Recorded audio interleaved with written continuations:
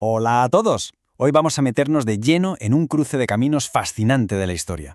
Un momento en el que el arte no solo reflejaba la realidad, sino que a veces la dirigía.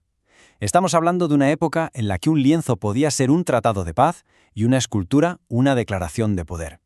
Viajamos al siglo XVII para descubrir cómo algunos artistas se convirtieron en figuras clave de la política internacional. A ver, que hoy nos suena a locura, ¿verdad? Pero en pleno barroco, esta no era una pregunta al aire. Los reyes y papas más poderosos de Europa no solo se lo plantearon, sino que lo hicieron, y con unos resultados que llegaron a cambiar el mapa político del continente. Así que, en los próximos minutos, este es nuestro plan de viaje. Primero, veremos ese increíble salto de artesano a artista. Luego, cómo los gobernantes se dieron cuenta del poder que tenía una imagen.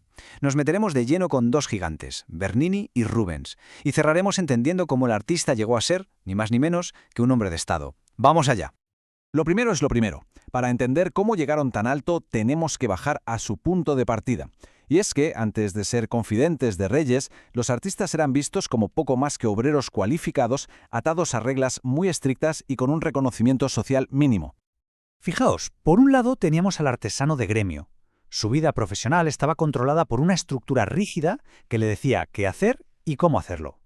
Su trabajo era considerado mecánico, manual. Pero en el otro extremo empieza a surgir una nueva figura, el artista de corte. Alguien con privilegios, con libertad creativa y, lo que es más importante, con un acceso directo a los centros de poder. Su trabajo, de repente, empieza a verse como algo intelectual. Y aquí está el meollo de la cuestión, la gran batalla conceptual de la época. Para que un pintor o un escultor pudiera aspirar a algo más, su oficio tenía que ser reconocido como un arte liberal, al nivel de la poesía o la música. Esta lucha por el estatus fue el motor de su ascenso social, y la relación con el poder, la gasolina que lo impulsó. Entonces, ¿qué fue lo que encendió la mecha de este cambio tan brutal? Pues una revelación muy sencilla pero potentísima por parte de las élites. El arte era una herramienta de Estado de primer orden. Ojo, que patrocinar a artistas dejó de ser un simple lujo para convertirse en una inversión estratégica.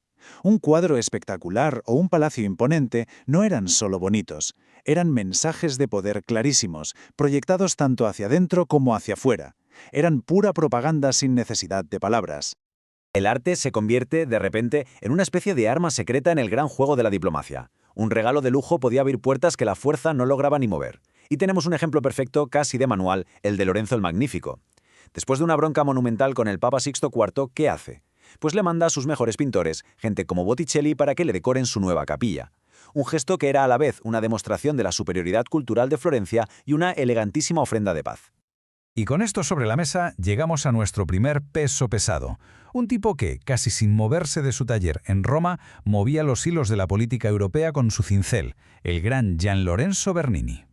Es que Bernini no era un artista más al servicio del Papa. No, hay que imaginarse la Roma de la época un hervidero, el centro neurálgico donde Francia y España se jugaban el todo por el todo. Y su taller era el centro de ese campo de batalla simbólico. Su influencia fue sencillamente brutal. En los años 60, por ejemplo, orquestó una sutil guerra de estatuas en plena Roma, gestionando los monumentos que Francia y España levantaban para ver quién impresionaba más. Pero el momentazo, su consagración internacional, llega en 1665, cuando el rey más poderoso del planeta, Luis XIV, lo llama a París. Y no para un encarguito, no, sino para rediseñar el Louvre, el mismísimo corazón de la monarquía francesa. Y el impacto de ese viaje, madre mía. El busto que Bernini esculpió de Luis XIV fue muchísimo más que un retrato. Se convirtió en la encarnación visual del absolutismo. Capturó una energía arrolladora, casi divina, que definió la imagen del Rey Sol para siempre. Aquí el arte no solo representaba el poder, lo estaba creando. Pero, claro, si Bernini era el maestro del poder en la sombra, el que viene ahora, lo llevó a otro nivel, a la máxima expresión. Peter Paul Rubens no es que influyera en la política, es que la hacía él mismo. ¿Y por qué él? ¿Por qué se le confiaban misiones de Estado tan delicadas a un pintor? Pues porque Rubens, de pintor normal, tenía poco. Tenía una educación de élite, hablaba un montón de idiomas, se sabía los clásicos de memoria y tenía un don de gentes espectacular. Pero su verdadera arma secreta era, paradójicamente, su oficio. Podía moverse por las cortes con una libertad que un embajador oficial ni soñaría, saltándose el protocolo y enterándose de todo de primera mano. Y si vemos su carrera diplomática, es que es para alucinar. Empieza en 1603 casi como un mensajero de lujo para la corte española. Años después ya es una pieza clave en las intrigas de la corte francesa mientras pinta para María de Médicis. Y el remate final llega a finales de la década de 1620, cuando pasa de ser un informador a ser un negociador oficial, enviado para firmar la paz entre dos superpotencias como eran España e Inglaterra. Y creo que no hay nada que lo resuma mejor que esta frase, que se le atribuye al mismísimo Felipe IV de España. Es brutal. Un rey puede crear nobles cuando quiera. Pero un talento como el de Rubens, eso era otra cosa. Era único, era insustituible, y para el Estado tenía un valor incalculable, no solo por su arte, sino por su cabeza política. El artista había llegado a la cima. El resultado de toda esta evolución es un paradigma completamente nuevo. Se crea una figura que antes no existía en la estructura del poder. El artista ya no como un sirviente, sino como un consejero, como un agente, como un auténtico estadista. Y esto lo ilustra a la perfección. La descripción del puesto del artista se multiplicó. Ya no se dedicaba solo a pintar o esculpir, ahora también era asesor cultural de los reyes, ayudándoles a formar esas colecciones reales que hoy vemos en los museos, actuaba como enviado especial en misiones de todo tipo, y por encima de todo era el gran arquitecto de la imagen pública de su patrón, un ministro de propaganda en toda regla.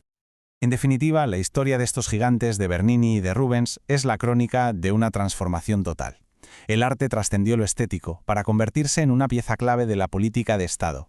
Y el artista, por fin liberado de las ataduras del gremio, se bajó del andamio, se vistió de diplomático y demostró que, en las manos adecuadas, el pincel podía ser tan poderoso como la espada.